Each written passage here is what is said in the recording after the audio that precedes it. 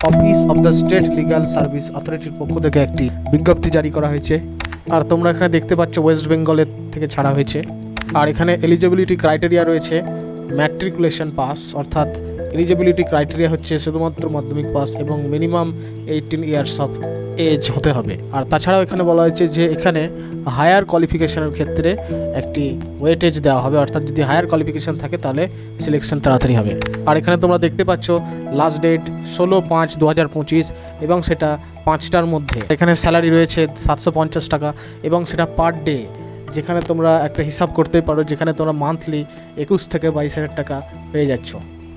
তো যাই হোক, খুব ভালো রকম একটি স্যালারি এবং কী বিষয়ের চাকরি এবং সেখানে সিলেকশন প্রসিডিওর কী আছে এবং কিভাবে অ্যাপ্লাই করতে হবে ইত্যাদি ডিটেলস হচ্ছে আজকের এই ভিডিওতে। তো অবশ্যই বলবো শুরু থেকে শেষ পর্যন্ত সঙ্গে থাকো এবং আপডেট পাওয়ার জন্য এবং কুইক নোটিফিকেশন টাইমলি পাওয়ার জন্য অবশ্যই এই চ্যানেলটিকে সাবস্ক্রাইব করে দিন এবং সাবস্ক্রাইব করে বেল আইকন প্রেস করে লাইক করে দিন এবং অবশ্যই কমেন্ট করবেন।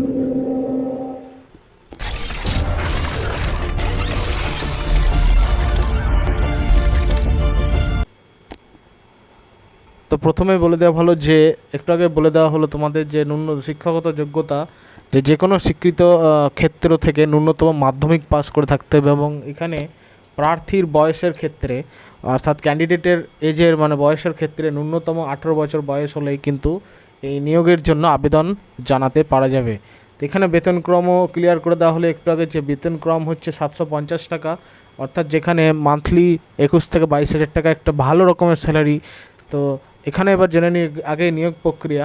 তো নিয়োগ প্রক্রিয়ায় তোমরা দেখতে পাচ্ছ যে প্রথমে শর্টলিস্ট করা হবে ক্যান্ডিডেটসের রেজাল্টস অনুযায়ী, মার্কশিট অনুযায়ী এখানে শর্টলিস্ট করা হবে। প্রথমে কোনো রকম কিন্তু পরীক্ষা বা লিখিত পরীক্ষা কিন্তু দিতে হচ্ছে না। এখানে শুধুমাত্র কী আছে যে প্রার্থীদের রেজাল্টের ওপর অর্থাৎ মার্কশিটের ওপর মাধ্যমিকের ভিত্তি করে প্রথমে শর্টলিস্ট করা হবে এবং শর্টলিস্ট করার পর সেই সমস্ত শর্টলিস্টেড ক্যান্ডিডেটস প্রার্থীদেরকে ডেকে নেওয়া হবে সরাসরি ইন্টারভিউয়ের জন্য।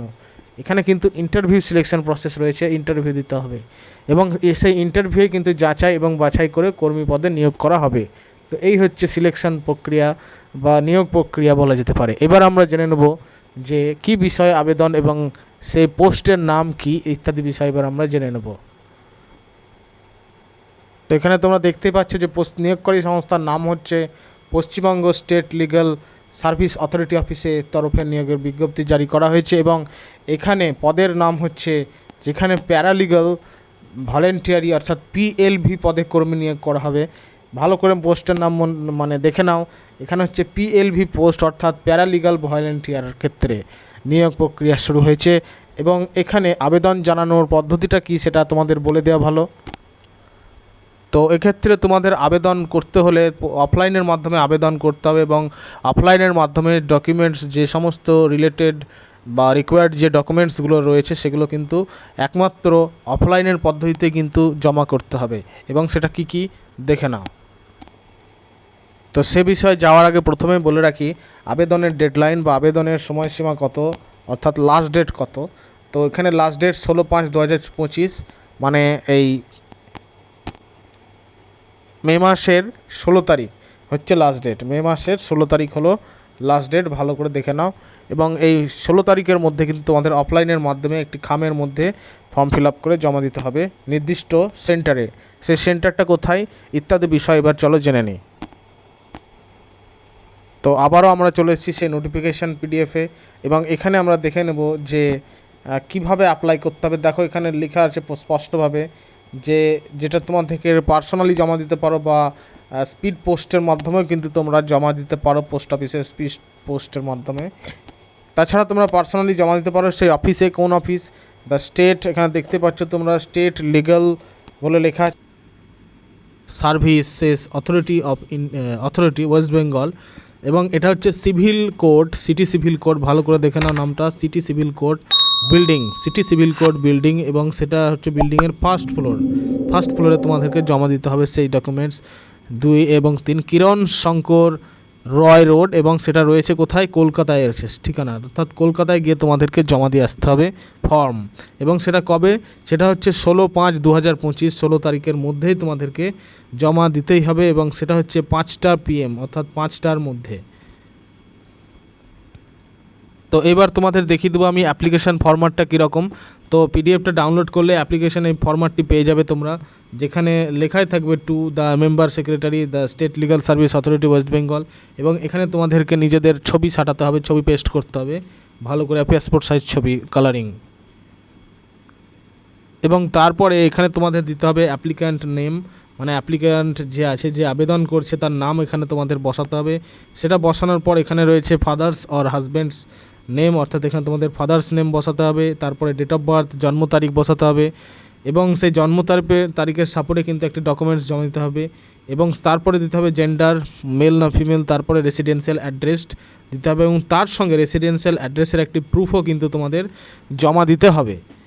নিচে তারপরে যদি চলে আসা যায় তাহলে দেখা যাবে যে মোবাইল নম্বর জমা দিতে হচ্ছে, মোবাইল নম্বর তোমাদের এখানে লিখে দিতে হচ্ছে, এবং তারপর ইমেল আইডি রয়েছে, আধার নাম্বার রয়েছে, এবং তার নিচেও রয়েছে হচ্ছে এই ডিটেলসগুলো তোমাদের ফর্ম ফিল আপ করতে হবে, যে ম্যাট্রিকুলেশন বা মাধ্যমিক তোমরা পাস করেছো সেটা কোন বোর্ড থেকে করেছো, এবং সেটা কোর্স ইয়ার কোন সালে করেছো, এবং সেখানে মাধ্যমিকে তোমরা কত পার্সেন্টেজ নাম্বার পেয়েছো ইত্যাদি বিষয়গুলো কিন্তু এখানে ইনপুট করতে হবে। কম্পিউটার নলেজ যদি তোমার ক্ষেত্রে থেকে থাকে তো কম্পিউটার নলেজও কিন্তু তোমরা এখানে বসাতে পারো। তো এখানে বলে দিই, যদি হায়ার কোয়ালিফিকেশান থেকে থাকে গ্র্যাজুয়েশন বা এইচএস, তাহলে খুবই ভালো, তাড়াতাড়ি সিলেকশন হওয়ার চান্স আছে। তো এখানে তোমরা হায়ার কোয়ালিফিকেশান থাকলে অবশ্যই বোর্ড ইউনিভার্সিটির নেম লিখে ফেলবা, এবং তারপরে লিখে দেওয়ার পর এখানে তোমরা লিখে দেবা যে ইয়ার অফ পাসিংটা অবশ্যই কিন্তু মেনশন করতে হবে, এবং তার সাথে পার্সেন্টেজও মেনশন করতে হবে। এবার নিচে দেখো লেখাই আছে যে whether any disciplinary case or complaint is was against the applicant. তো এখানে তোমরা কী করবা না, এখানে তোমরা সিম্পলি এখানে কিছু ইয়েস করতে হবে না, তো এখানে তোমরা সিম্পলি নোয়ে টিক দিয়ে দেবা, বা নোয়ে চারকোনা বক্স করে দিতে পারো, বা নোয়ে সিম্পলি একটাই টিক দিয়ে দিতে পারো, এখানে কোনোভাবে ইয়েস করবো না। নেক্সট তারপর দেখো হচ্ছে নেক্সট লাইনে যে whether you are involved in any criminal cases, তো এখানে তোমরা নো করে দিতে পারো, বা নো এর উপর টিক মেরে দিতে পারো, এবং তারপর তোমাদেরকে নিচে চলে আসতে হবে। নিচে আসার পর এখানে ক্যান্ডিডেটস অ্যাপ্লিক্যান্ট বলে জায়গা আছে, এখানে তোমাদেরকে সিগনেচার করতে হবে, এবং তারপর এখানে এই সাইডে আছে হচ্ছে ডেট, এখানে তোমাদেরকে যেই সাবমিশন যে ডেটটা রয়েছে, যেই ডেটে তোমরা জমা দিতে যাচ্ছ সেই ডেটটা এখানে ইনপুট করতে হবে। তো ফর্ম সম্পর্কে আশা করি তোমাদের কাছে পরিষ্কার হয়ে গেছে যে কিভাবে ফর্ম ফিল আপ করতে হবে। তাছাড়াও যদি কোনো রকম কোনো সমস্যা থেকে থাকে অবশ্যই কিন্তু কমেন্ট করবে, নিচে অবশ্যই কমেন্ট করবে, আমি কিন্তু উত্তর দেওয়ার চেষ্টা করব। যদি কোনো সমস্যা থেকে থাকে অবশ্যই কমেন্ট করবে। আবারও বলে রাখি, প্রত্যেকে কিন্তু ভালো করে অ্যাপ্লাই করে দিতে হবে, ফর্ম ফিল আপটা করে দিতে হবে ভালো করে, কারণ এখানে এটা সাবস্টান্সিয়াল স্যালারি রয়েছে, মানে একটা ভালো রকমের বেতনের চাকরি এটি, যেখানে তোমরা পেয়ে যাচ্ছ পার ডে 750 টাকা করে, অর্থাৎ যেখানে আবারও বলি মান্থলি মিনিমাম 20,000 তো তোমাদের আসবেই। আর তাছাড়া তোমাদের বলে দেওয়া হলো যে কিভাবে অ্যাপ্লাই করতে হবে, যে ডিউলি তোমাকে ফিল্ড উইলিংনেস ফর্ম, তোমাদেরকে ওই ফর্ম ফিল আপটা ঠিকভাবে করে এই অ্যাড্রেসে তোমাদেরকে হয় স্পিড পোস্ট করতে হবে, অথবা তোমাদেরকে পার্সোনালি বাই হ্যান্ড ড্রপ বক্সে ফেলে দিয়ে আসতে হবে। এই কলকাতা কিরণ সরকার রয় রোড বলে যেটা লেখা আছে, পিন নম্বর লেখা আছে ইত্যাদি, তো সেখানে ফার্স্ট ফ্লোর বিল্ডিংয়ের সিটি সিভিল কোর্টে গিয়ে তোমাদেরকে সাবমিট করে দিয়ে আসতে, এবং সেই সাবমিট করার ডেডলাইন বা লাস্ট ডেট হচ্ছে 16/5/2025, এবং সেটা অবশ্যই 5টার মধ্যে, অর্থাৎ বিকেল 5টার মধ্যে। তারপরে কিন্তু পরিষ্কারভাবে স্পষ্ট করে বলে দিয়েছে যে any application received after due date shall not be considered, অর্থাৎ যদি কোনো অ্যাপ্লিকেশান এই ডেটের পরে আসে সেটা কিন্তু বাতিল করা হবে, এবং যেগুলো ডেটের আগে আসবে অর্থাৎ টাইমের মধ্যে আসবে সেগুলো কিন্তু অ্যাকসেপ্ট করা হবে। তো সেক্ষেত্রে তোমরা মাথায় রেখে অবশ্যই এটিকে ঠিকভাবে সাবমিট করতে হবে। আর এদিকে তোমরা এলিজিবিলিটি ক্রাইটেরিয়া বা আবেদন করার জন্য যে এলিজিবিলিটি থাকতে হবে সেটা সম্পর্কে পরিষ্কার হয়ে গেছে আশা করি তোমাদের কাছে।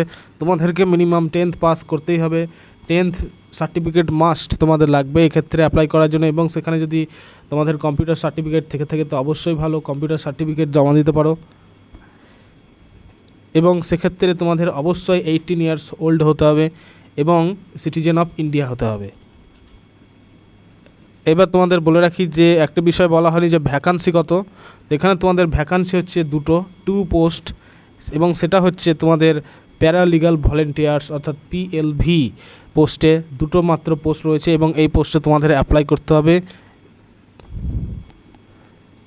তো যাই হোক, এই ছিল নোটিফিকেশান। এবং এখানে দেখতে পাচ্ছ অ্যাডভার্টাইজমেন্ট নোটিফিকেশান নাম্বার দিয়ে দিয়েছে।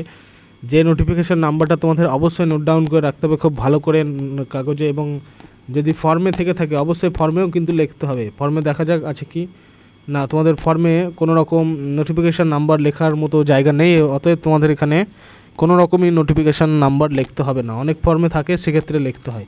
তো যাই হোক, এই ছিল হচ্ছে আপডেট আজকের জব আপডেট। তো আশা করি তোমাদের কাছে জব আপডেট সম্পর্কে ক্লিয়ার হয়ে গিয়েছে, এবং এই রকম রিলেটেড ধরনের নোটিফিকেশান পাওয়ার জন্য, আপডেটস পাওয়ার জন্য অবশ্যই চ্যানেলটিকে আবারও বলি সাবস্ক্রাইব করে দাও এবং বেল আইকন প্রেস করে দাও, তবে কিন্তু কুইক নোটিফিকেশান তোমাদের কাছে পৌঁছে যাবে। এবং লাইক করে বন্ধুদের কাছে চট করে শেয়ার করে দাও, এবং যদি কোনো রকম প্রবলেম থাকে অবশ্যই নিচে কমেন্ট করো। So thank you.